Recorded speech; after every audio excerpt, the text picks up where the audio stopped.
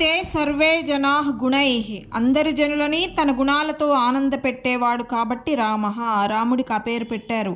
మరి భరత లక్ష్మణ శత్రుఘ్నుల పేర్లకు అర్థం ఏమిటి? కైకేయి పుత్రుడు భరతుడు.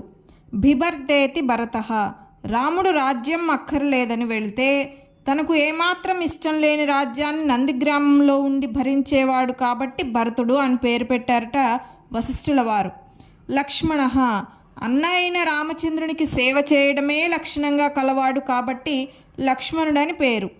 రామునికి రాజ్యం అక్కర్లేకపోతే భరతుడు అయిష్టంగా రాజ్యాన్ని తన భుజాల మీద భరిస్తూ ఉంటే, లక్ష్మణునికి కేవలం రామసేవ తప్ప వేరే ధ్యాస లేకపోతే తానైనా రాజైతే బాగుండనే ఆలోచన ఏమాత్రం లేక కామ క్రోధ లోభ మోహ మదమాశ్చర్యములనే 6 లోపలి శత్రువులని చంపుకొన్నవాడు కాబట్టి శత్రుఘ్నుడు.